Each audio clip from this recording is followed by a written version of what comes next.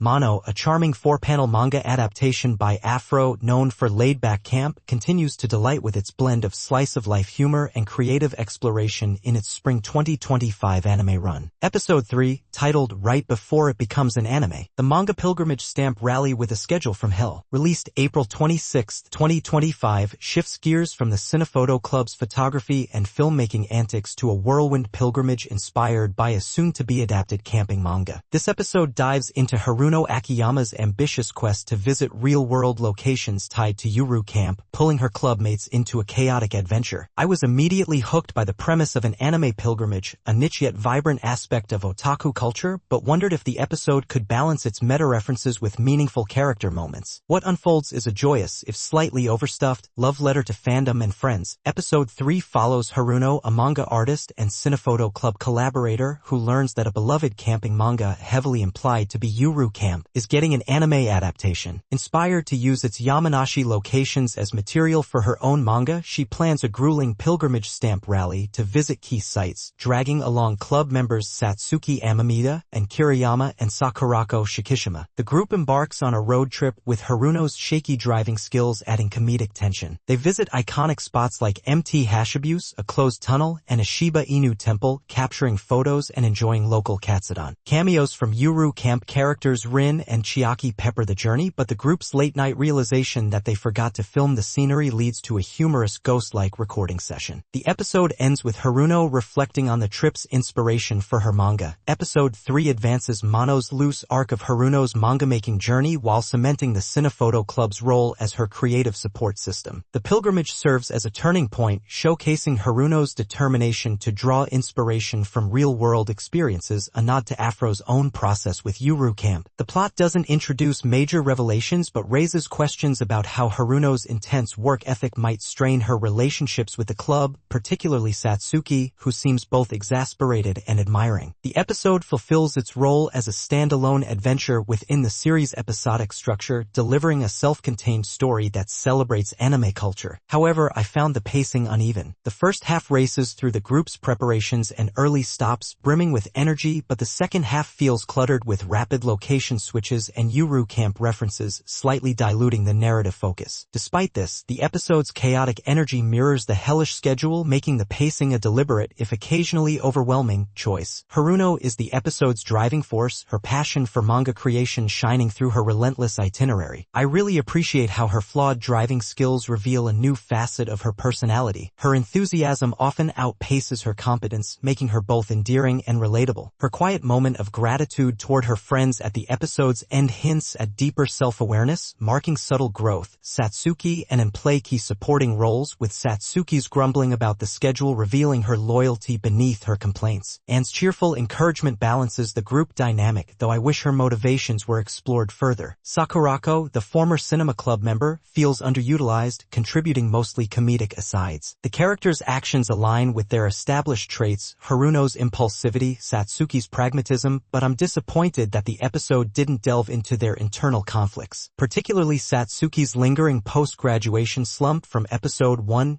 The episode explores themes of fandom, creativity, and the bonds forged through shared passions. The pilgrimage celebrates otaku culture, portraying anime-inspired travel as a meaningful way to connect with stories and places. Haruno's drive to translate her experiences into manga underscores the theme of creativity as a labor of love, while the group's camaraderie highlights how friendship can endure even grueling schedules. The Yuru Camp cameos, like Rin on her scooter, reinforce the idea that fictional worlds inspire real-world connections. These themes are conveyed through the group's interactions and the pilgrimage's vibrant settings. For instance, Satsuki's reluctant awe at MT Hashibu's summit captures the emotional pull of sacred sites. However, I think the episode leans too heavily on Yuru Camp references, occasionally overshadowing Mono's own identity. A more restrained approach could have strengthened its thematic depth. The episode enriches Mono's world by grounding it in Yamanashi's real-life locations, meticulously recreated from Yuru Camp settings. The closed tunnel, Shiba Inu temple, and Katsudon restaurant add cultural texture, immersing viewers in Japan's anime pilgrimage phenomenon. These details, paired with nods to otaku practices like stamp rallies, create a lived-in world that feels both specific and universal. I also anticipate that future episodes might explore how these experiences shape Haruno's manga, further tying the world to her creative process. moments. The dialogue is lively and natural, capturing the group's playful dynamic. Haruno's excited rants about manga locations are infectious, while Satsuki's sarcastic quips, "Are we surviving this drive?" ground the humor. The writing shines in comedic moments, like the group's ghost-like filming session, but I didn't like how some expository lines about pilgrimage sites felt forced, catering too overtly to Yuru Camp fans. Overall, the script is engaging but occasionally prioritizes fan service over character-driven storytelling, a minor flaw in an otherwise solid effort. Episode 3 evokes joy, nostalgia, and a touch of exhaustion, mirroring the group's chaotic journey. The empty Hashibu's scene, with the girls marveling at the view, filled me with warmth, capturing the magic of shared adventures. The ghost filming mishap had me laughing out loud, a perfect blend of absurdity and camaraderie. I also found myself reflecting on my own fandom experiences as the pilgrimage resonated with the thrill of visiting sacred sites. The episode leaves a lasting impression as a celebration of otaku culture, though I'm against its heavy reliance on Yuru Camp references, which occasionally make Mono feel like a sidekick to its predecessor. Still, the group's chemistry and the pilgrimage's vibrant energy make it unforgettable, prompting me to consider how shared passions shape our connections. Episode 3 of Mono is a delightful, high-energy romp that celebrates anime pilgrimage and friendship. Bolstered by strong animation, stellar voice acting, and a heartfelt nod to Yuru Camp, its strengths lie in its vibrant depiction of Yamanashi, Haruno's infectious passion, and the group's comedic chemistry. However, the uneven pacing and over-reliance on Yuru Camp references prevent it from fully standing on its own, a flaw that slightly dims its brilliance. I really appreciate the episode's joy and nostalgia, but I think a more balanced approach could have elevated its impact. Overall, the episode achieves its goal of delivering a fun, fandom-driven adventure. Succeeding is both a standalone story and a love letter to Afro's work. I anticipate that future episodes will focus more on the Cinephoto Club's photography and filmmaking, allowing Mono to carve its own identity. For now, this pilgrimage is a memorable detour, and I'm excited to see where the club's journey leads next.